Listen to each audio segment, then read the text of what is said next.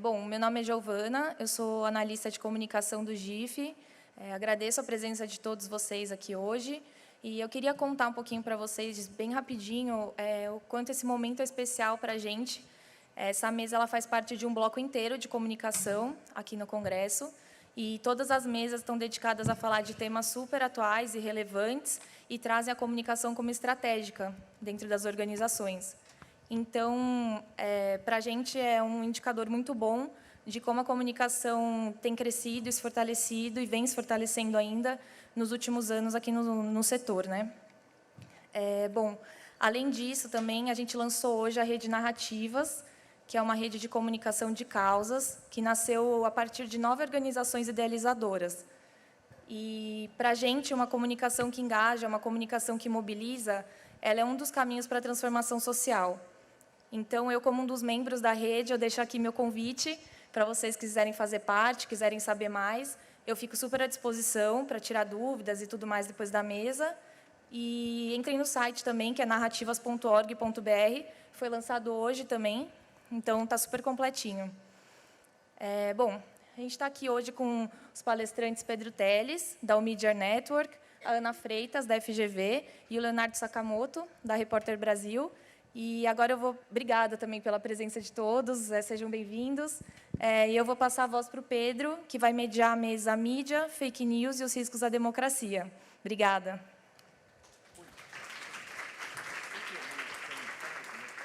Pessoal, obrigado por esperarem a gente. Obrigado ao GIF pelo convite e parabéns pelo lançamento do Narrativas. É fundamental, no contexto que a gente está, olhar cada vez mais para a comunicação, para causas e para os desafios de comunicação que a gente tem. E acho que não tem, talvez, tema mais polêmico nessa frente do que o tema de fake news, de desinformação mais amplamente, e como isso se relaciona com democracia e com as causas que a gente defende. É um privilégio, na verdade, estar numa mesa aqui com a Ana Freitas, que é uma especialista no assunto, especialmente de fake news e bots na internet, está no centro da GV que estuda isso, tem bastante conhecimento sólido e pesquisa em torno do assunto, e com o Sakamoto, um jornalista, diretor da Repórter Brasil, conhecido, imagino, de todos vocês, uma grande voz nesse tipo de debate também. Eu sou Pedro Teles, eu sou da Omidyar Network. A Omidyar é uma das principais financiadoras no mundo de projetos, iniciativas, organizações na pauta de democracia, participação política e governança. A Omidyar, ano passado, em abril do ano passado, se comprometeu a dedicar $100 milhões a apoio a projetos e iniciativas no tema de fake news, desinformação e discurso de ódio. Isso vem muito de uma preocupação, isso estourou no mundo, na verdade, especialmente com a eleição do Trump e com a questão na Inglaterra da saída, voto pelo Brexit, que tem toda a análise de que pode ser influenciado por esse tipo de esforço. Isso, na verdade, são coisas mais antigas do que isso, é super comum, como várias outras causas, quando vira um problema nos Estados Unidos, na Europa, que bomba no mundo. Mas, na verdade, isso já vem de mais alguns anos, tem eleições na África, eleições na Ásia, anteriores a isso, em que isso já foi uma questão, inclusive via WhatsApp, etc. Mas agora isso disparou. E nós, enquanto mídia, olhando para esse desafio, e já tendo a pauta de mídia como uma pauta prioritária, percebemos 2 focos de preocupação. Você tem um foco 1 de preocupação na discussão de desinformação, que vai além de fake news, na verdade, né? Que é a questão de como é que isso pode ser usado para manipular a democracia, para manipular processos políticos e tudo mais, que, enfim, está latente para todo mundo. E tem uma segunda dimensão do debate, que é uma dimensão de como é que isso pode erodir a confiança da sociedade e de atores uns nos outros, né? Tem um problema de fake news, que é o problema de você enganar pessoas com histórias falsas. Mas tem um segundo problema, talvez ainda mais complexo, que é no mundo onde dominam-se fake news e desinformação, as pessoas deixam de acreditar também no que é verdade. Então, essa é uma outra dimensão igualmente, ou talvez até mais perversa, do que diretamente as fake news. Olhando para isso, fizemos um comprometimento de dedicar bastante recurso a essa causa, assim como várias outras fundações estão fazendo, e assim como encorajo os financiadores que estão aqui a também fazerem. E a gente vai discutir, acho que aqui um pouco, temos 2 especialistas no assunto. Esse é um problema que tem várias camadas e várias dimensões. Você tem uma camada 1, que é a camada de como é que funciona a internet. A internet e assim, o modelo de negócio da internet, por assim dizer, e como funciona os grandes players, os que mais ganharam dinheiro e são dominantes hoje no cenário da internet, basicamente funciona coletando dados seus, vendendo os dados para publicidade, ou para, enfim, qualquer tipo de acesso privilegiado, e ganhando dinheiro em cima disso. Então, toda essa questão de como dados das pessoas são coletados, depois usados para direcionar mensagens para elas, e depois a questão dos robôs e bots, etc., isso está no coração de grandes atores da internet. Então, o problema vai bem fundo e é bem difícil você mudar isso, e essa é uma dimensão da questão. Você tem uma segunda dimensão da questão, que é como é fácil hoje você disseminar conteúdos selecionados para públicos selecionados com baixo escrutínio público. Você tem desde um WhatsApp e toda a questão de como você vê fake news espalhando loucamente, sem saber de onde veio, para onde foi, e, ao mesmo tempo, isso tem uma interface com o debate de privacidade também, que também é importantíssimo preservar, e como é que a gente contorna isso. Você tem uma questão do que se chama dos dark posts, ou dos anúncios direcionados nas redes sociais, que é o que você pode falar, por exemplo, eu vou fazer um anúncio aqui que só vai se comunicar com pessoas daquele perfil, que, em sua maioria, né, na média geral, tem uma fragilidade para esse assunto, só que só elas vão ver. O resto do mundo não vai saber que aquele anúncio existiu. E isso, por exemplo, na campanha do Trump aconteceu. Você viu isso acontecendo, inclusive promessas e afirmações contraditórias sendo mostradas para públicos diferentes e ninguém nem ficou sabendo. Então, essa é uma outra dimensão da questão de como você dissemina as informações de uma forma mascarada e sem escrutínio e direcionada para explorar fragilidades psicológicas, sociais, etc., das pessoas. Você tem uma terceira dimensão do problema, que é uma dimensão de um desequilíbrio entre os atores envolvidos em discutir políticas públicas para isso. Então, você tem muitos atores com interesses privados bem poderosos discutindo isso, e está muito mais fraco ainda ao lado da sociedade civil e de atores de ONGs, de movimentos e etc., que também participam das arenas de decisão e debate. Se você olha a importância de fake news e etc., e desinformação nas eleições, é fácil perceber que, para muitos atores políticos, especialmente os que têm mais recurso, é interessante manter fake news acontecendo, porque eleitoralmente pode ser usado e já é usado. Então, como é que o interesse funciona? Assim como se olha para as grandes empresas que, por um lado, o modelo de negócio delas é baseado nisso, mas, por outro, esse modelo está começando a ruir e elas mesmas estão começando a se mexer, mas às vezes sim, às vezes não. Como é que isso acontece? Mas a real é que a gente tem muito menos atores do mundo das ONGs, do mundo dos movimentos, etc., com recursos e com presença no mesmo nível que outros atores envolvidos. Dito tudo isso, ao mesmo tempo, é um assunto super novo. As pesquisas, olhando para a questão de discurso de ódio, de fake news, de desinformação, são pesquisas ainda muito incipientes. Você tem alguns estudos começando a acontecer e mostrando, por exemplo, que fake news se espalham muito mais rapidamente do que notícias verdadeiras.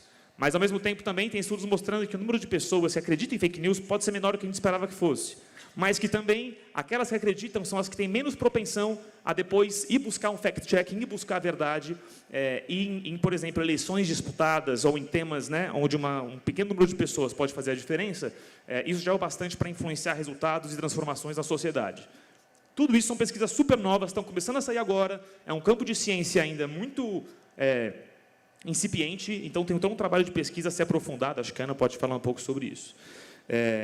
E, por fim, acho que isso é bem evidente para todos nós que estamos aqui, por isso que estamos numa mesa com tanto interesse.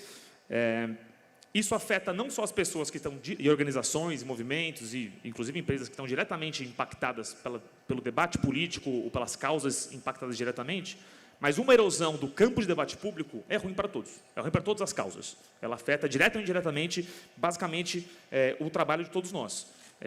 E fora os casos de organizações e pessoas que são diretamente afetadas por esforços aí de difamação, de reputação. Sakamoto é uma pessoa que, inclusive, escreveu um livro sobre isso. Paro por aqui, vou passar a bola para o Sakamoto primeiro, para contar um pouquinho da sua visão e experiência. Bem, obrigado, Pedro. Boa noite a todas e todos. Quero pedir desculpa, a culpa do atraso é minha. Questões de saúde, eu sou cardíaco, gente.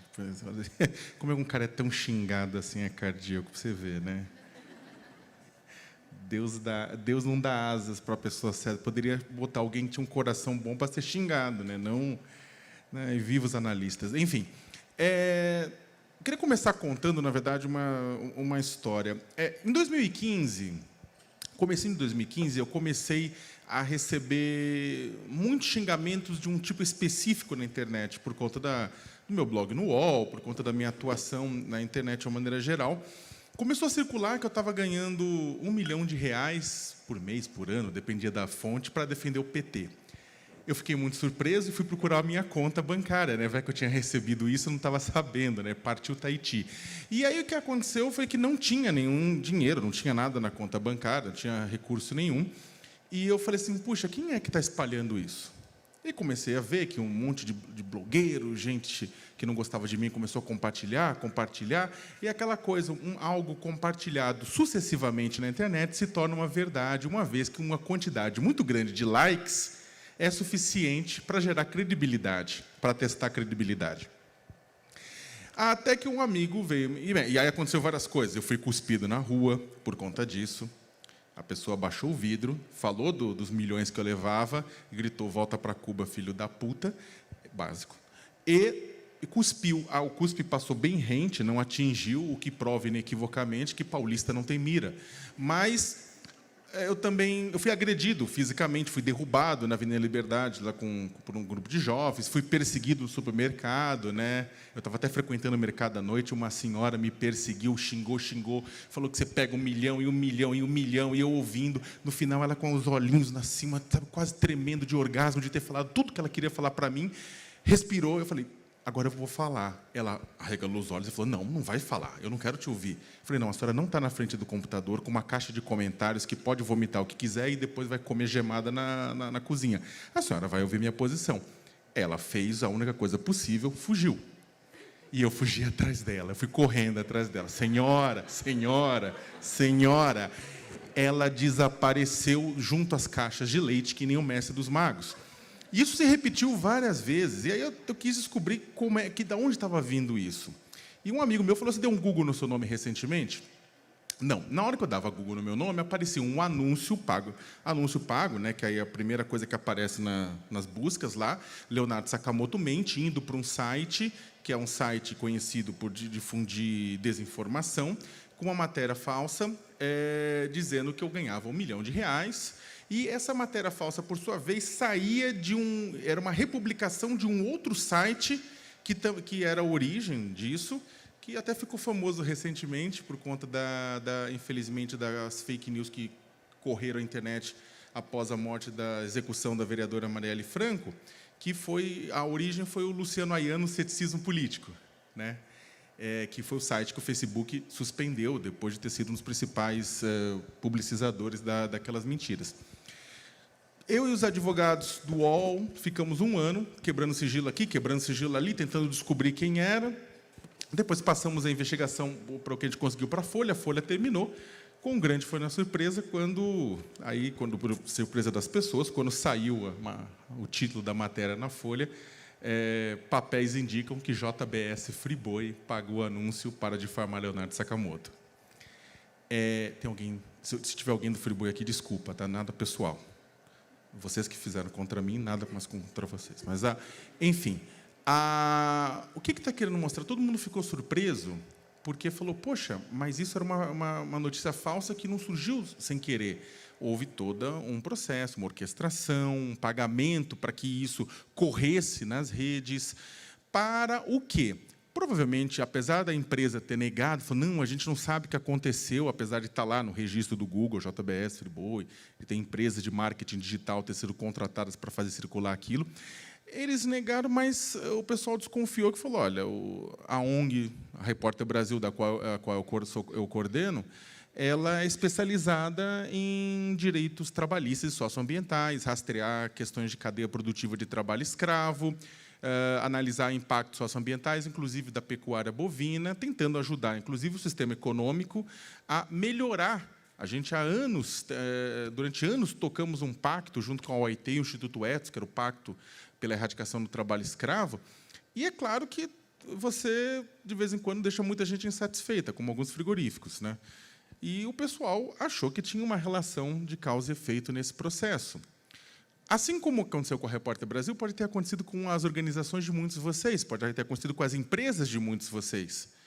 Depois, outros amigos começaram a pesquisar e descobriram que tinha anúncio pago contra eles, contra o trabalho deles, ou que tinha conteúdo que havia sido pensado de forma... mentiras que tinham sido construídas exatamente para criar um problema. Ou seja, isso acabou alertando uma grande gama de pessoas que não fazia ideia, que acha que as notícias falsas são um problema de terceiros e nunca do nosso trabalho. Às vezes, nós achamos que a resistência que enfrentamos aos problemas do dia a dia são causados por azar, só que, às vezes, o azar é pago, construído e comprado por 1 milhão de visualizações. De uma maneira geral, eu tenho pouco tempo e eu quero só colocar alguns pensamentos para vocês. A gente fala de fake news, mas o problema, na verdade, das notícias falsas em si é pequeno em comparação a um sistema maior. A gente que estuda fake news acaba falando que é um sistema ligado à desinformação, manipulação e hiperpartidarização. Inclusive, as notícias falsas mesmo, são mais fáceis de ser detectadas. Você olha, isso aqui é claramente falso. Tudo bem. Nem tudo, né? Tem gente que acreditou que a Pablo Vittar ia começar um programa na Globo com crianças trans, chamados Pablets, que iria ensinar as crianças do Brasil a serem trans. Foi uma das notícias mais compartilhadas na semana, naquela semana em que isso apareceu. Então, mas, de qualquer maneira, o que é falso mesmo, é pequeno em comparação ao sistema, no conteúdos que são exagerados, partidarizados, manipulados para cair mais fácil, mais redondo. Muitas vezes utilizam-se o que a gente chama de sanduíche de verdade. Sanduíche de mentira, desculpa. Coloca verdade, verdade, verdade, verdade, 2 mentiras, verdade, verdade, verdade. Você consome tudo como se fosse um delicioso sanduíche, considerando que se tem 8 verdades, aquelas 2 informações que você não conhecia, também você toma um pressuposto de que também são verdade e engole.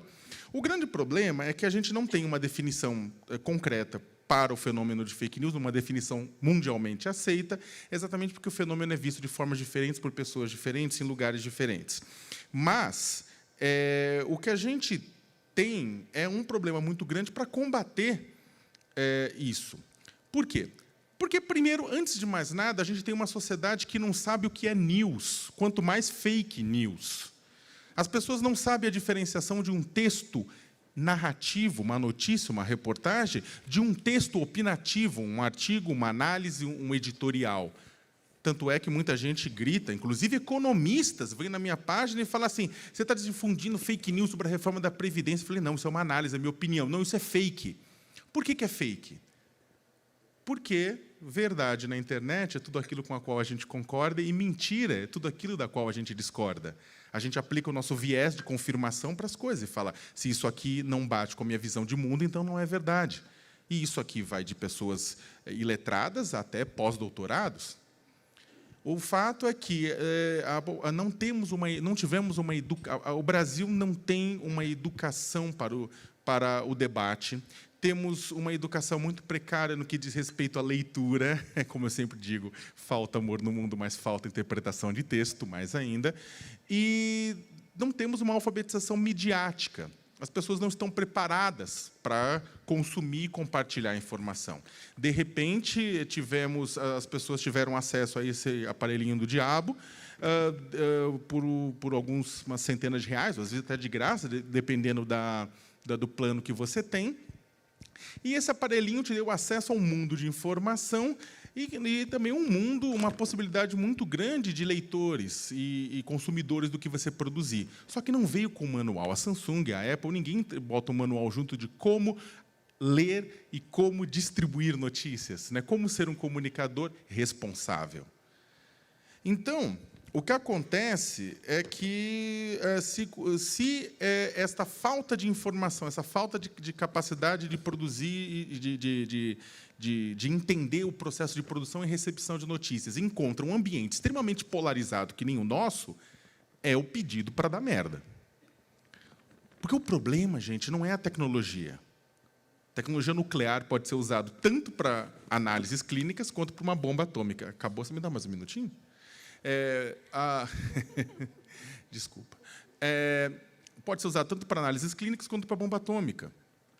Da mesma forma, a tecnologia pode ser usada para o bem ou para o mal. O grande problema é saber utilizar com conhecimento. Como as pessoas não sabem utilizar com conhecimento, acaba acontecendo isso. Só que uma situação como a nossa, hoje, uma sociedade extremamente polarizada, extremamente dividida, em que as pessoas não ouvem as outras pessoas e em que informação não é vista como subsídio para a construção de significados coletivos, mas como instrumento e armamento de batalha, a gente tem uma situação em que é incontrolável. Não adianta a gente controlar fake news se a população está se matando do ponto de vista simbólico, em que o ódio diz mais alto do que qualquer outra coisa. Por quê? Porque vai dar merda. Vai dar merda. As pessoas não precisam de um tacape para se matar, nem de uma arma. Se quiserem, vão com as mãos. Se quiserem, vão com as mãos. E aí eu queria... eu vou caminhar para o desfecho, tentando colocar uma indagação. É claro que é importante a gente caminhar no sentido de uma regulação das plataformas que hospedam redes sociais. É importante a gente caminhar no sentido de alfabetização digital. É importante a gente caminhar no sentido de melhorar a educação básica de tudo isso. Mas a gente tem que tomar muito cuidado que todos os processos têm que estar de olho para saber se a gente não vai, no meio do caminho, jogar a criança com a água suja do banho. Em outras palavras, é preferível uma sociedade que corra notícia falsa, torto e direito, do que uma sociedade em que o Estado regule o que é verdade e o que é mentira. O Estado não pode chegar e falar, olha, fake news é isso aqui é verdade, isso aqui é mentira. Não, não pode. Porque, a partir do momento que ele fizer isso, a democracia entrou em reta descendente rumo ao inferno. É preferível uma sociedade que a gente seja livre para fazer a discussão e a construção, por mais que leve anos e anos, com relação ao enfrentamento de notícias falsas, do que um Estado em que a gente aprove uma lei, como tentou-se fazer, para decidir o que é verdade e o que não é verdade. Por quê? Porque isso é muito pior e causa muitos outros problemas. Por fim, o direito a livre... o Brasil considera a liberdade de expressão como um direito fundamental, está previsto no artigo 5º, e também nos tratados internacionais como o Brasil assinou, como a Declaração Universal dos Direitos Humanos, proclamada pela Assembleia Geral das Nações Unidas no dia 10 de dezembro de 1948. Mas, ou seja, é um direito humano. As pessoas têm direito a se comunicar, a se expressar, a dar a sua opinião.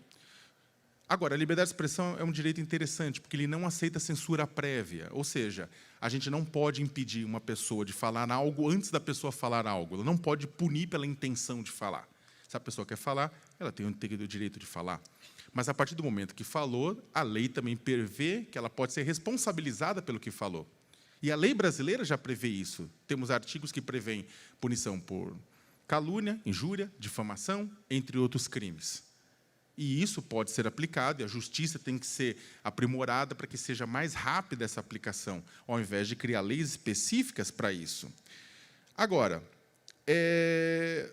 tentar pedir para simplesmente tirar do ar tudo que é notícia falsa, achando que é possível, a gente vai acabar enxugando gelo.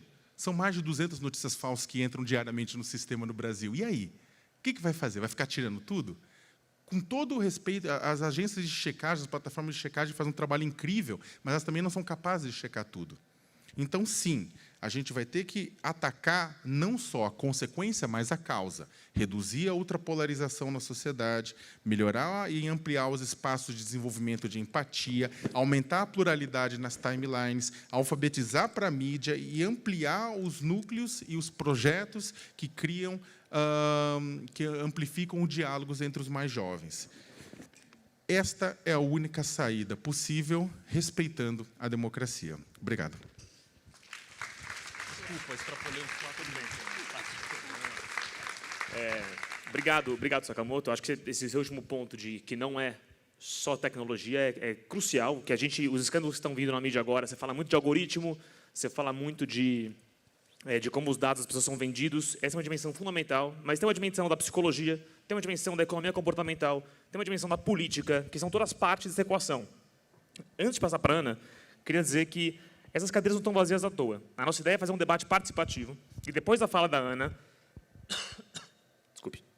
Depois da fala da Ana, a partir de agora, se quiserem vir já, vocês da plateia podem vir aqui, se sentar, e depois da fala da Ana, teremos participação e falas de vocês aqui também, contribuindo com reflexões, com perguntas, etc. 3 minutos para cada pessoa falar. E a ideia é a gente fazer um bate-bola também com quem está por aí, fazer uma coisa um pouco mais participativa. E o tema é tão quente, que é um tema que a gente quer, de fato, ouvir vocês, e não só ficar aqui falando. Então, por favor, primeiros voluntários, com coragem, aproximem-se, para logo depois da Ana. Ana, você tem uma experiência de linha de frente nessa questão, você está monitorando esse tipo de debate, essas distorções, etc. Conta para a gente um pouquinho da sua história. Boa noite, pessoal. Eu trabalho na Diretoria de Análise de Política Pública da Fundação Getúlio Vargas, no Rio, que é um departamento da Fundação que não é necessariamente ligado a uma escola acadêmica. Na verdade, a gente faz pesquisa aplicada e monitoramento de rede social, do debate que envolve política pública em rede social. Pelo menos desde 2012, a gente tem ferramentas desenvolvidas de monitoramento público desses debates sobre temas de saúde, educação, segurança pública, e que monitoram em tempo real um volume enorme de dados, e isso está disponível no nosso site em tempo real. Então, você pode consultar, desde 2012 para cá, uma evolução de debate gigantesco. Mas, então, por que a gente começou a se preocupar um pouco mais com o processo de desinformação? A gente passou a observar que, nesses monitoramentos, aparecia muita interferência ilegítima, digamos assim, de perfis automatizados, de contas que estavam ali manipulando o debate de alguma maneira, inflando o debate, ou criando tópicos que não eram espontâneos da sociedade, são contas automatizadas. Então, a gente começou a fazer um estudo já há um tempo considerável sobre essa interferência dessas contas que a gente chama de robôs.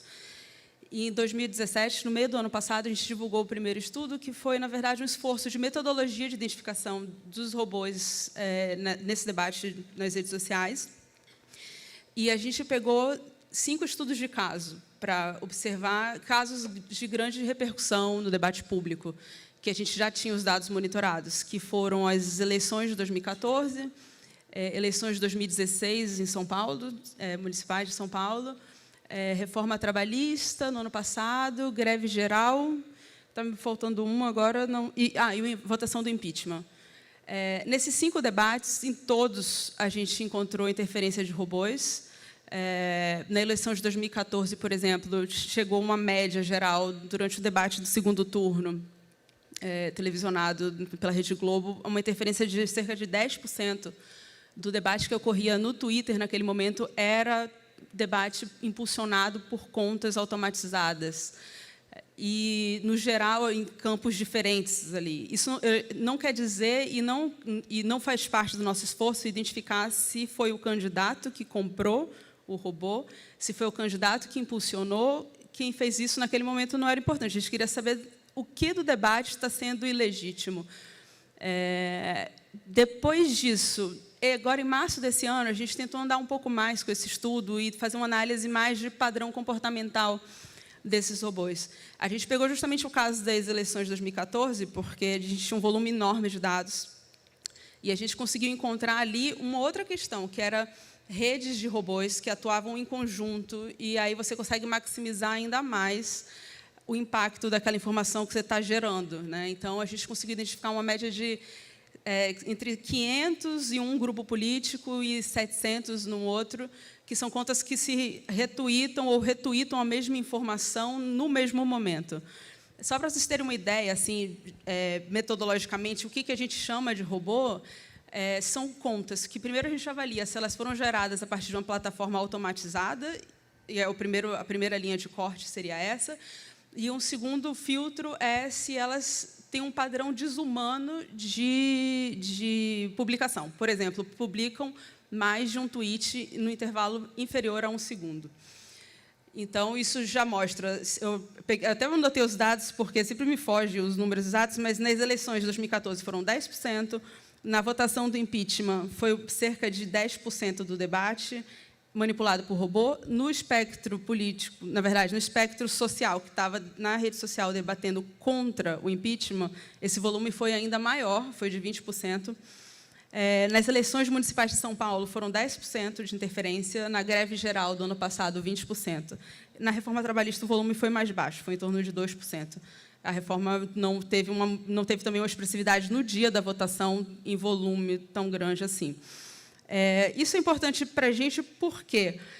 Porque a gente sabe que, se o robô maximiza a informação, se o robô gera trending topics, se o robô cria tópicos que não deveriam estar sendo debatidos ou não estariam sendo debatidos se não fosse por causa dos robôs. E ele se associa à fake news, que é uma outra estratégia que derruba ali a lisura do processo. Essas duas estratégias juntas têm um potencial danoso gigantesco.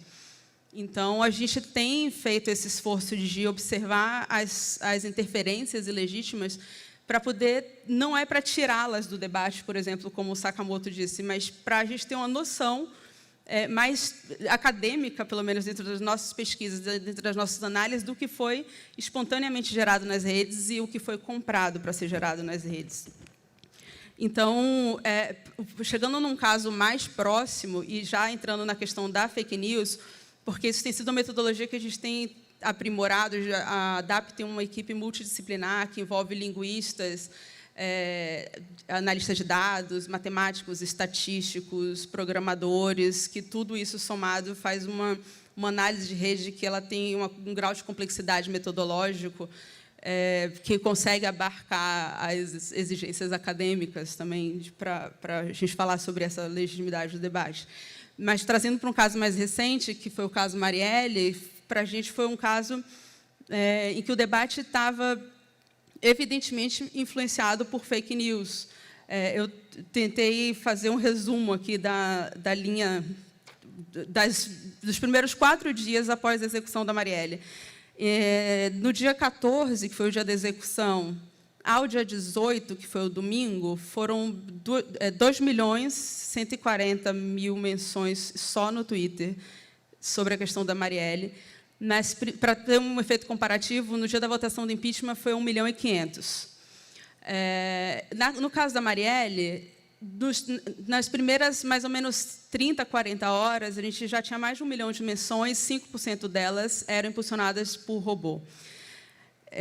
E aí, na noite de quinta-feira, já começou a circular as primeiras informações via WhatsApp, que a gente não monitora, porque o WhatsApp, até o momento, é onde realmente circula a origem da fake news. E a fake news que não se monitora, a gente não fala, mas grupos de família são uma verdadeira tragédia em termos de informação. E essa informação, quando ela vem para a rede social, e aí é porque realmente ela ganhou uma dimensão maior. O segundo momento é a rede social, não é o primeiro. O primeiro é áudio que vem de alguém da Fiocruz dizendo que tem um caso de ebola. Aí morreram tantas pessoas na Zona Sul com o caso de febre amarela. Enfim, muito mais difícil de monitorar. O caso Marielle, ele começou a circular via WhatsApp na noite de quinta-feira, ou seja, 24 horas depois da execução. Na sexta-feira, a gente identificou o primeiro Twitter ali por volta, identificado por nós, foi por volta de 10h45 da manhã, que era um tweet que trazia um vídeo com imagens que não eram da Marielle, falavam sobre Comando Vermelho, e o texto dizia que a Marielle tinha sido casada com o Marcinho VP, e etc. Isso foi de manhã.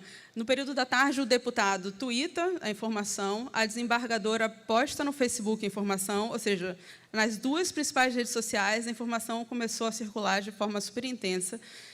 E aí, para a gente, quando a gente olha em volume e dimensão sobre Marielle, o principal montante já tinha acontecido, tá? O ápice já tinha acontecido, o volume do debate já caiu um pouco.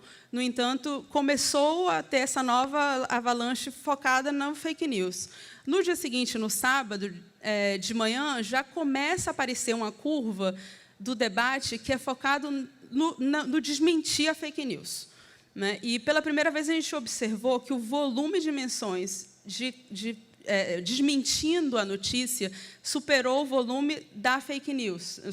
Dentro do volume de dados que a gente observou, desses 2 milhões e pouco que eu falei para vocês, 73% rebatia a fake news, enquanto 22% propagava a fake news. No sábado de tarde, o Aos Fatos publicou uma matéria que falava no título, né, não foi casada, não engravidou com 16 anos, etc., etc., teve mais de 1 milhão de acessos. E, quando a gente faz isso, que eu falei para vocês, a linha das menções do caso Marielle separada por o que era difusão da fake news e o que estava desmentindo, é impressionante como a curva é ascendente e a curva do boato começa a arrefecer a partir dali. Então, isso mostra que, na verdade, ali estava, no debate, estava unido. Foi um debate transversal, que foi sociedade civil, foi agência de checadora de informação. Nesse caso específico, eu acho que a imprensa fez um pouco de desserviço, na verdade, no começo, por causa dos títulos. Vou passar só um pouquinho também. Por causa... que zero ali. É o opressor. Por causa dos títulos. E aí vem uma questão que a gente estava falando do consumo da notícia, de que as pessoas, da educação sobre isso. As pessoas leem só o título da informação e, às vezes, o título ele ratifica a mentira. Porque, no caso da Marielle, por exemplo, os títulos eram: Marielle foi casada com ex-traficante, diz desembargadora. Então, você põe na mão, na voz de uma pessoa que tem legitimidade para falar uma acusação que é uma mentira. Quando você lê o texto, a matéria fala que não foi isso que aconteceu, que é uma mentira. Mas a maioria das pessoas só lê o título. Então, acaba que a imprensa contribuiu com a curva de subida do debate sobre a fake news, e não com o desmentir da notícia. E foi um caso que, isso, ressaltando, participação da sociedade civil, das agências checadoras, dos influenciadores, e foi um caso realmente único para a gente até agora no estudo da desinformação. Obrigado, Ana. E agora a gente chega no...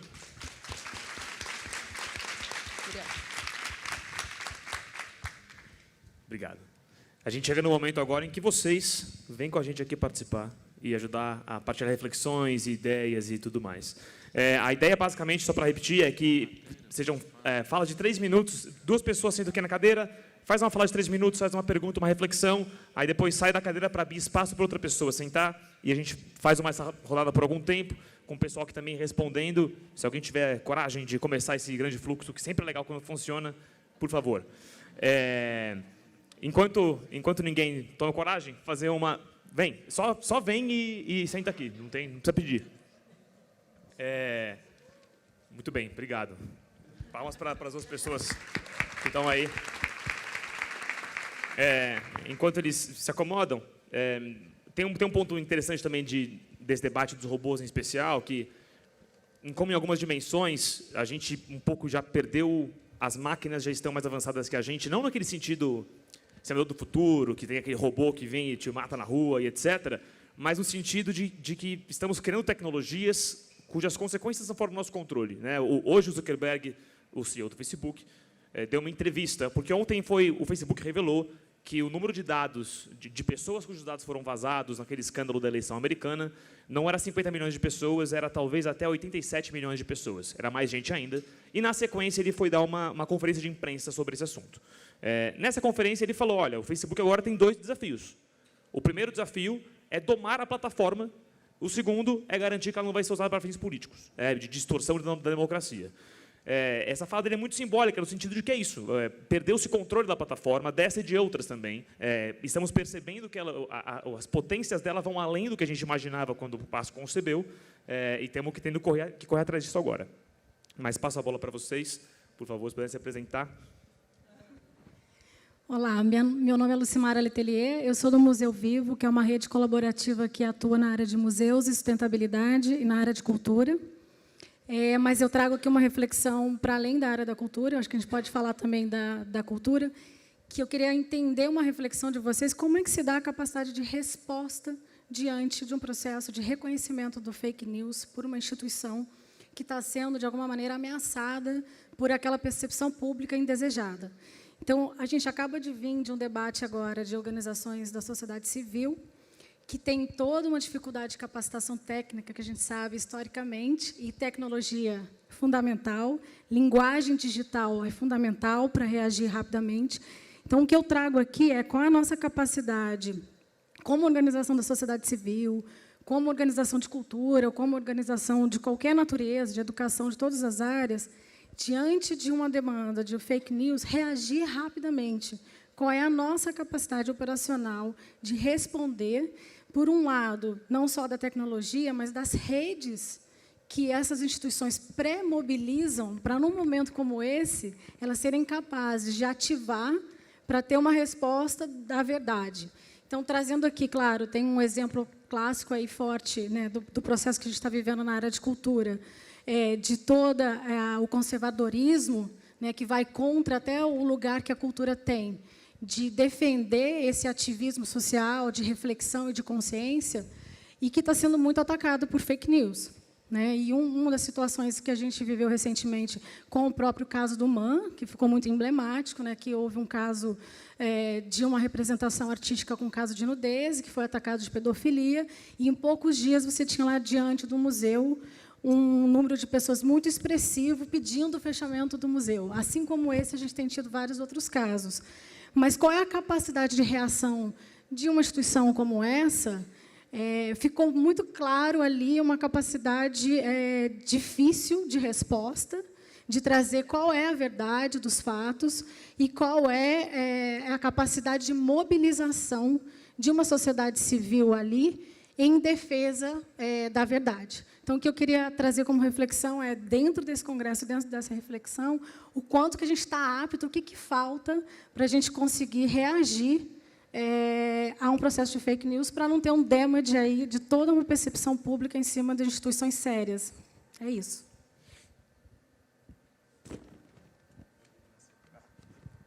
Eu prometo que não vou estourar o tempo, tá? Meu nome é Eduardo Agualuz, eu sou jornalista, educador social, e nesse momento estou num processo também de constituição de uma organização do terceiro setor, voltada mais para a reflexão sobre a questão do aprendizado, de alguma maneira fazer com que a comunicação ela possa se propor também a debater isso. Eu queria só refletir mesmo um pouco em cima do que foi dito e deixar uma provocação no final. Tanto os dados que foram trazidos, como o que o Leonardo mencionou com relação aos outros viés que existem na questão da propagação, não só das notícias falsas, mas, sobretudo, na interpretação delas. Uma dessas preocupações que sempre me vem é essa questão mesmo do bojo da sociedade. A gente sabe do nível de baixo letramento que existe entre as pessoas, e acho que até além do letramento, da própria cultura escrita, enfim, essa percepção que a gente tem, que a gente chama de leitores scanners, aqueles que só passam o olho na notícia, e eu concordo que é um desserviço quando você, de certa forma, induz. Existe uma questão também de opressão social, e eu acho que a mídia, de um modo geral, sobretudo os grandes conglomerados, eles, de fato, prestam um desserviço, quando a gente entende que uma boa parcela da população ela tem em si essa opressão, quando você diz uma desembargadora é uma pessoa que, em tese, tem legitimidade. E as pessoas enxergam dessa maneira mesmo. Elas mesmas não conseguem perceber que, no discurso delas, na fala delas, no depoimento delas, elas, como pessoas, dependendo da camada social, também têm legitimidade, e necessariamente um desembargador, ou alguém que ocupa um determinado cargo político, técnico ou mesmo empresarial, eventualmente pode ser que não tenha essa legitimidade, ou que essa legitimidade pode ser questionada, como em qualquer outra reflexão. Partindo desse princípio, e entendendo que não só a internet, mas toda essa relação de tecnologia veio para ficar, você mencionou os bots, mas a gente vê até casos que são os considerados ciborgues, que já são pessoas que são contratadas para simular essas relações. Como você disse, em questão de menos de um segundo, você consegue identificar que é um sistema operacional, um algoritmo. Mas e quando você tem situações em que há uma relação aparentemente normal, né? Então, você já tem essa coisa híbrida que é a máquina e o ser humano. Fecho com essa reflexão e deixo uma provocação, na verdade, Leonardo, Érica e todos. Teremos eleições? E, se tivermos, serão limpas? Vamos passar a bola para cá de volta. E aí, se a gente puder trocar as pessoas que estão sentadas nesse tempo. Obrigado pela participação.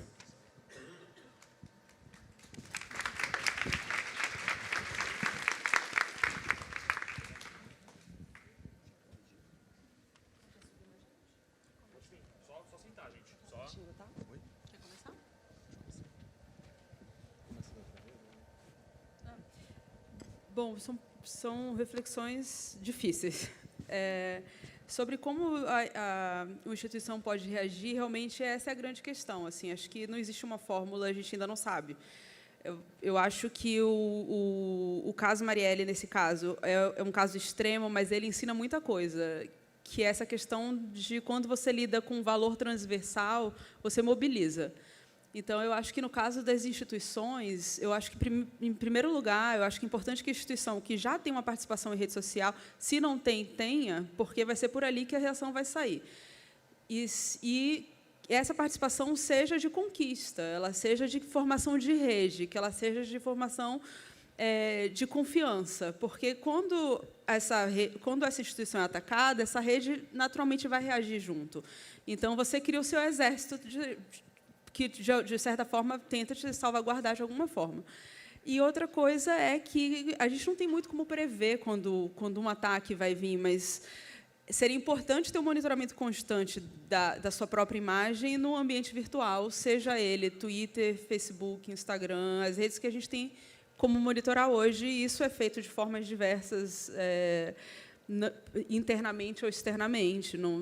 Quanto mais cedo esse ataque, essa desinformação surgir, mais fácil vai ser conseguir mobilizar a rede, não necessariamente citando a notícia falsa que está acontecendo, porque, às vezes, isso faz com que retroalimente o que está acontecendo, né? Mas você consegue, de certa forma, manter um debate limpo e atuante e ver até onde isso vai. Eu realmente não saberia dizer, num primeiro momento, quais são as estratégias ideais, mas eu acho que um primeiro passo seria por esse caminho aí. E falando sobre outra fala, que a gente falou dos ciborgues, para a gente é uma questão muito difícil no monitoramento do... Quer dizer, está ficando cada vez mais difícil esse monitoramento que eu falei dos robôs, justamente porque eles tentam imitar o padrão humano e a tecnologia tem ajudado a própria tecnologia a se desenvolver. Então, tem sido numa progressão geométrica mesmo a capacidade de identificação disso. Ainda assim, é falho. E a gente ganha nessa falha. É na falha que a gente identifica, que a gente consegue pegar mesmo.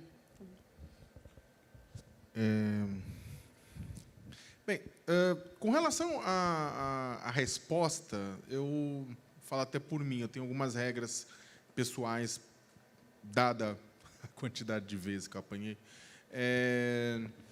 Eu não respondo... Se o perfil ele é insignificante, se você não tem uma leva, uma onda, e é 1 ou 2 perfis insignificantes, pequenos, etc., falando tal coisa, eu seguro a onda. No meu caso, meus perfis no Twitter e no Facebook são grandes, têm bastante seguidores, mas eu evito, ao máximo, responder para quem é significativamente menor do que eu ou para quem não está numa posição social que pode gerar a formação de um conceito negativo sobre mim. Ou seja, segura o ego e vai embora, sabe? Respira fundo, fazendo, sou melhor do que isso, sou melhor do que isso, sou melhor do que isso, vai. Por quê? Porque, se você ficar respondendo, você potencializa uma voz que é significativamente menor do que a sua. Você amplifica. Isso é a técnica deles, é amplificar. Então, não dê comida para os pombos, simplesmente.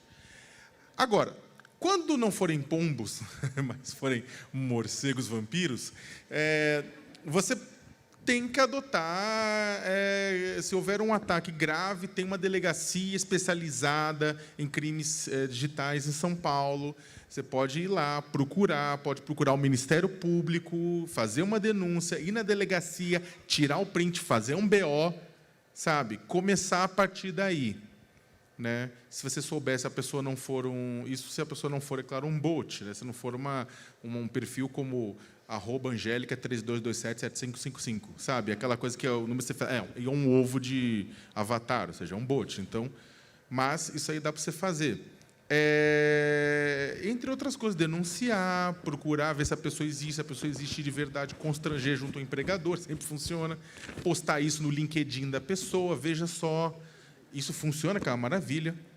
O Jean Willis estava fazendo isso sistematicamente, começou a postar isso e as pessoas começaram a pedir desculpa, e ele falou, não basta pedir desculpa, posta na sua timeline que você estava errado e manda para a gente o print. Aí eu tiro. Ou seja, eu sei que nem sempre dá certo, mas tem que fazer essa contextualização. Agora, na verdade, na minha opinião, a gente tem que se preparar e criar, na verdade, atuar na rede de uma forma preventiva e não ficar indo atrás do varejo de ataque por ataque. A sociedade civil tinha que se juntar e qualificar o debate público, não aceitando, por exemplo, que milícias digitais, sejam elas, não importa a ideologia, fiquem atacando e fiquem criando pânico. Porque, na verdade, se você for ver o caso do MAN, ou mesmo do Queer Museum, mas mais do MAN, era uma milícia digital, não vou falar o nome, porque que nem a Globo não fala o nome de facção criminosa, eu não falo o nome de milícia digital. Então, é o seguinte, a milícia digital que estava operando de uma forma extremamente violenta, hipócrita, porque, sinceramente, eles não concordam com aquilo, de forma a garantir uma disputa de poder na internet, aumentando o rebanho para as eleições. Então, a gente tem que atuar fora dos momentos de pânico, para qualificar o debate, para denunciar esse pessoal quando estão fazendo isso, porque se eles usam suas contas em redes sociais sistematicamente para provocar ódio, incitar a violência contra terceiros, eles têm que ter alguma punição, inclusive, por conta das plataformas. E isso não é censura, como eu falei, não estou impedindo ninguém de falar, mas demanda-se responsabilidade pelo que se fala. E, por fim, a questão, rapidamente, desculpe, me alonguei, mas essa questão do letramento é fundamental. Agora, ele falou uma coisa muito legal, só para usar como gancho, do Marielle, o título da matéria, Marielle tem relação com Marcinho VP, diz desembargadora. E o diz desembargadora poderia ter sido mudado simplesmente por mente desembargadora. Vocês concordam? Pequenininho, cabia. Só que se você vai falar muitas vezes com os colegas da imprensa tradicional, eles vão falar o quê? Ai, não, mas peraí, mente não, porque você está dando um juízo de valor. Hello, o jornalismo mudou de uma forma muito grande, nós não somos mais aquele pessoal que fica num tablado, sendo o ponto de intermediação entre a sociedade e o fato. A sociedade e o fato. Não, acabou. A função do jornalismo é diferente a partir do momento que todo mundo tem uma porcaria dessa e pode construir significados nas redes sociais. Nós temos também uma função de ajudar a interpretar, de ser curador e de analisar a construção de significados. Não adianta falar assim, estou aqui impávido, que nem, um vestal olhando e não vou, eu vou ser imparcial. Eu falei assim, desculpa, você tem que sair dessa pretensa imparcialidade para poder ajudar o seu leitor a entender o que está acontecendo. Não estou criticando um caso ou outro, porque toda hora a gente faz isso também, e, sem querer, erra, né? E eu acho que é só erro, não é má fé nesse caso. Agora, a gente tem que melhorar a educação para a mídia, tem que melhorar a educação para o debate público, mas nós, jornalistas, temos que encontrar uma nova forma de nos comunicar num universo, num espaço em que nossa profissão torna-se cada vez mais necessária, mas também cada vez mais desnecessária. E eu somo a essa sua fala que nós, financiadores, temos que apoiar pessoas que estão buscando esse tipo de solução, que estão construindo as suas soluções, e etc.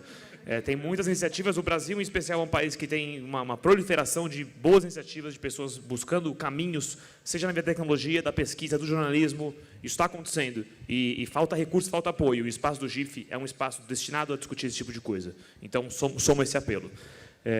Passo a bola para a nossa última rodada, na verdade. A gente tem acabado no máximo 8h15, são quase 8 horas já. Mas as falas de vocês e depois umas considerações finais nossas. Legal. Meu nome é Leandro, eu sou diretor editorial da Nova Escola, que publica revistas, os sites para professores. Acho que esse tema é super importante para a gente. Acho que, depois de dar algumas informações, eu queria muito pedir também uma ajudinha. A gente, faz algum tempo, tem ficado muito agoniado, né, olhando para os professores e o quanto eles trazem de notícias falsas para a gente, e vem, inevitavelmente, a questão: como é que eu falo disso com os meus alunos, no melhor dos cenários, e, no pior dos cenários, como é que eu lido com os pais dos meus alunos quando eles reagem em relação a fake news na escola. Acho que vocês têm acompanhado, acho que a coisa mais frequente que tem acontecido, que é uma coisa muito forte na educação, é o movimento do Escola Sem Partido, e o quanto isso tem sido pesado, danoso e já tem atrapalhado muito uma profissão, a docência, que já tem todos os desafios que provavelmente vocês conhecem. Diante disso, a gente se uniu, e essa é bem uma experimentação, e nesse sentido do Congresso do GIF, desta mesa, a gente se juntou, né, Nova Escola, Fundação Lehman, que é a nossa mantenedora, com o Instituto Unibanco, a Lana, a Futura e o Facebook, que topou entrar nessa, a gente criou um projeto para esse ano eleitoral chamado Mentira na Educação Não, né, que vai ter o apoio também do Aos Fatos, que é uma grande agência de checagem, contra a mentira no debate eleitoral em educação, que é a área em que a gente atua. Assim. É a primeira vez que a gente vai atuar numa frente tão ampla para combater fake news em educação. A gente não sabe como é que vai ser, eu acho que tem vários desafios. A gente tem um cronograma bem determinado, tem um projeto bem desenhadinho, mas a gente tem aí uma estratégia de tentar entender onde estão acontecendo os fake news em educação e como combatê-los. Assim. Então, a gente está muito aberto para colaboração, para ideias. Se vocês também virem fake news acontecendo em educação, me escrevam, leandro@novaescola.org.br, porque a gente vai checar loucamente e tentar distribuir também pelo WhatsApp, que é onde as tragédias acontecem, né, porque elas são invisíveis. E aí, usando os 30 segundos para pedir ajuda, assim, eu acho que, olhando tanto para a experiência do Sakamoto, quanto da Ana, quanto, enfim, do Teles, que cuidados vocês acham que a gente deveria tomar? Assim? Que armadilhas que tem no caminho quando a gente se propõe a ter uma atitude dessa ou checar uma área específica? Eu não sei. Que cuidados, conselhos vocês teriam para a gente nessa iniciativa? Boa noite, meu nome é Davi.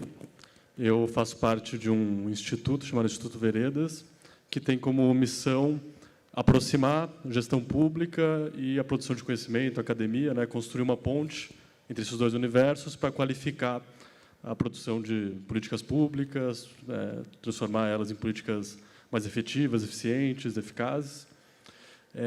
Então, a gente trabalha muito na qualificação técnica da construção de política pública, estratégia de busca de evidências, tradução do conhecimento, para entregar isso para gestores, para políticos, para técnicos da administração pública, para que eles possam construir boas políticas, né? E, eventualmente, acontece, como aconteceu em São Paulo recentemente, casos em que esse processo se dá. Esse processo é raríssimo no Estado. O Estado brasileiro ele costuma construir políticas públicas de forma bastante amadora, intuitiva, baseada muito aí nas impressões dos gestores, nas suas experiências particulares, muito pouco informadas pelo que a literatura tem a dizer, pelo que boas experiências já demonstraram, por um bom diagnóstico da situação, né? Então, é raro isso acontecer, mas, eventualmente, acontece, né? E a gente teve exemplos recentes em que isso aconteceu e as políticas foram destruídas por avalanches de fake news, né? Foram desprestigiadas, foram deslegitimadas por esforços daí politizados, né? E muito partidarizados, para queimar o filme de quem estava tocando a política. O que foi uma lástima, né? Porque é um evento tão raro, de repente acontece e ele é aminado por um fator aí posterior de disputa. Então, a pergunta que eu queria fazer para vocês é se vocês já refletiram um pouco sobre como que o Estado pode lidar com esse fenômeno, né? Porque, do ponto de vista individual, é um tipo de reação, mas, do ponto de vista do Estado, é outro universo, né, que está lidando. Então, como que o Estado pode, se proteger, dois, enfrentar esse tipo de desafio para que não se destruam boas iniciativas que, eventualmente, apareçam?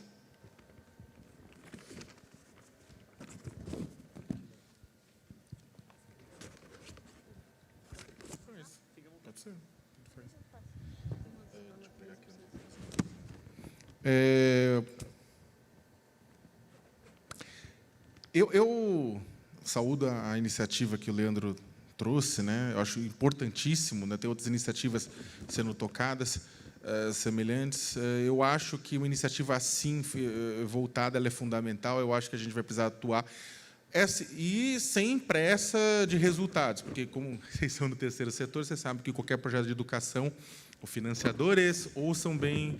Projetos de educação, impactos de curto prazo, difícil, sabe? Impactos longo prazo, médio, longo prazo. Não cobrem da gente muitos impactos de curto prazo. Então, por quê? Porque é difícil, né? Você mostrar o resultado, é um acúmulo, é um processo junto à educação de crianças e jovens. Agora, eu levaria em consideração, uma sugestão é levar em consideração a questão do combate à polarização para as eleições. Porque, eu repito, o fenômeno das notícias falsas, da desinformação em redes digitais é complicadíssimo. Agora, ele pode ser arrefecido se a gente conseguir arrefecer os ânimos da sociedade.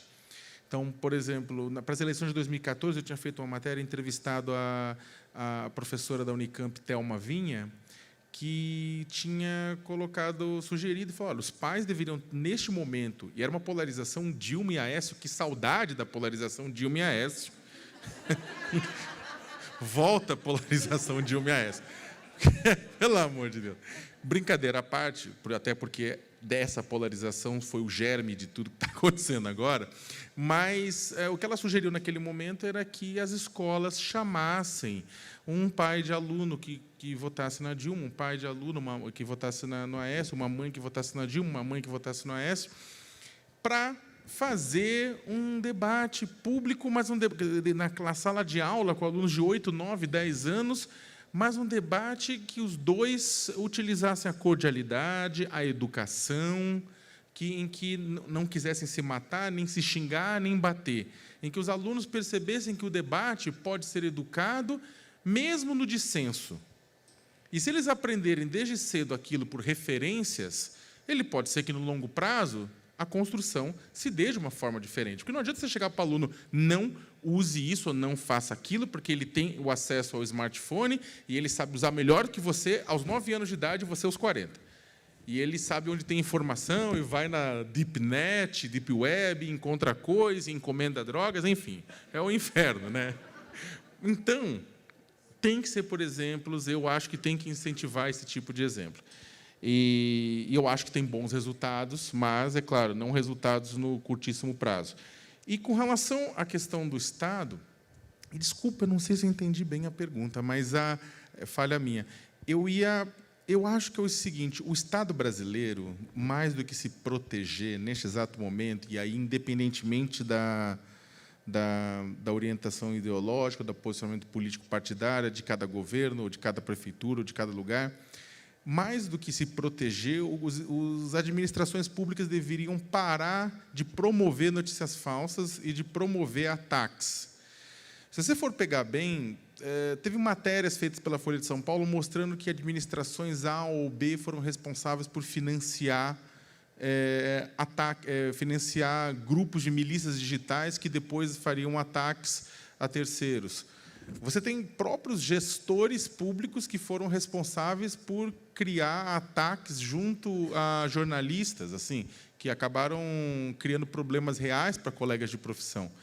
Eu acho que, neste exato momento, o pedido que eu faria para todos os gestores públicos com relação à manutenção de um mínimo de dignidade na internet é não façam nada. Sabe? Hands off, sabe? Tipo, não faça nada. Se não fizer nada, já vamos estar num lucro muito grande. E, enquanto isso, governo, Estado, sociedade civil vão ter que sentar e construir políticas específicas para não só o aprimoramento e o aprofundamento da transparência, porque você combate mentira e desinformação com transparência. Então, vamos ter que melhorar as políticas de transparência do Estado. Por exemplo, o Estado brasileiro, apesar de ter uma lei de acesso à informação que tem 7 anos, pouca gente garante essa informação. Ou seja, se o Estado não garante informação, como pedir para ele combater a desinformação? Eu acho que a gente tem muito a caminhar nisso ainda. Posso falar?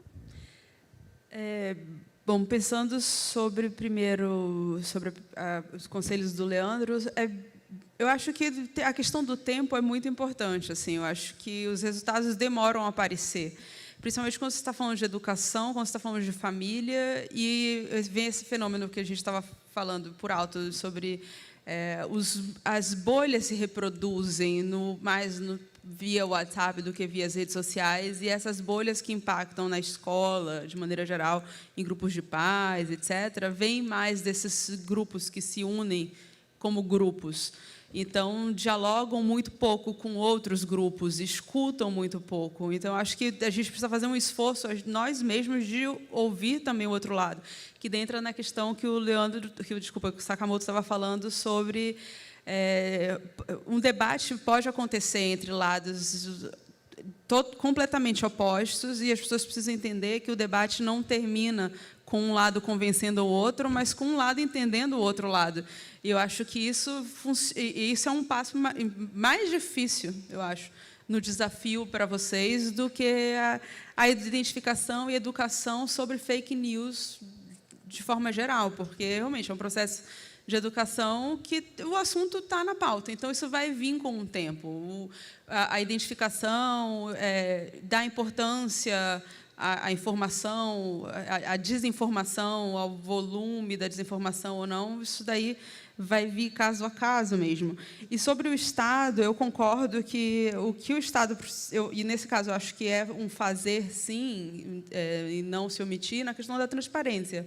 Porque se o Estado usa da milícia, das redes sociais, se o Estado usa de estratégias que vêm do campo político mesmo, né, anterior, porque, na verdade, o que a rede social faz, basicamente, é transferir para o ambiente digital uma coisa que já acontecia no ambiente real, de propagação de boatos, de difamação, isso tudo. Só que na rede social ela ganha uma repercussão gigantesca, ela derruba fronteiras, ela sai do seu estado local, do seu município, e vai para todos os lados. Eu acho que, quando o Estado se propõe a ter um processo de transparência digital, ele já contribui, ele já se arma, eventualmente, de alguns ataques, e ele também contribui para que o debate seja mais legítimo como um todo.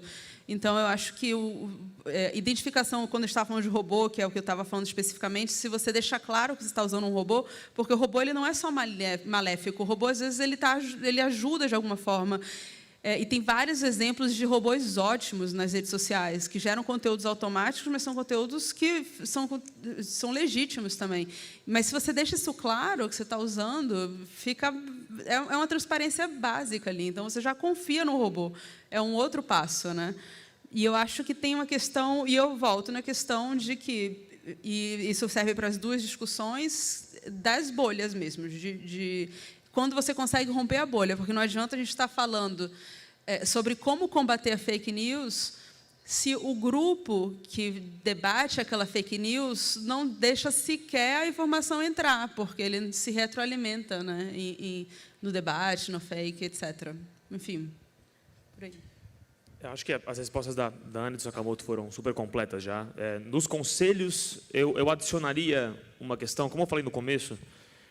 Essa é uma área sobre a qual a gente tem muito pouco conhecimento e ciência, enfim, do que funciona, né, no combate à fake news e à desinformação.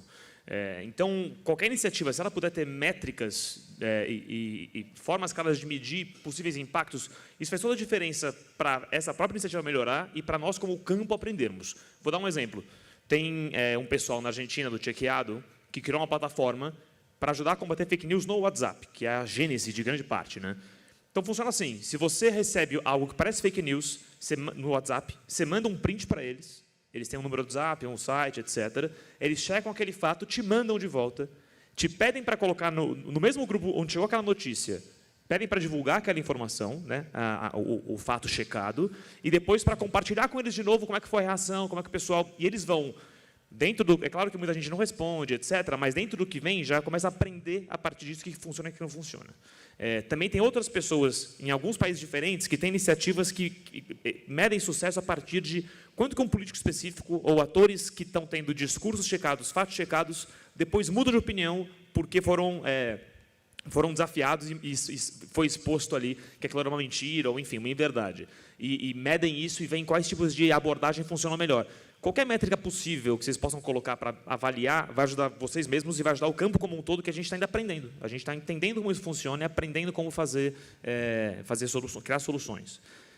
E, por último, com relação ao papel do Estado aí, somaria o ponto de que temos que olhar para isso, e governo em especial, como um desafio realmente grande e de impactos democráticos profundos. A gente está falando de eleições de presidência, de eleições de sair da Europa, etc., potencialmente, de fato, influenciadas por notícias falsas, por robôs, por uso de dados, manipulação a partir de dados pessoais, etc.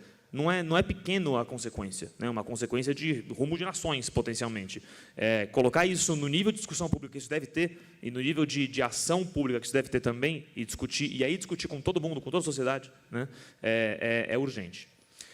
Obrigado, Ana, obrigado, Sakamoto, obrigado ao pessoal que veio aqui debater com a gente, e obrigado, GIF, e seguimos adiante.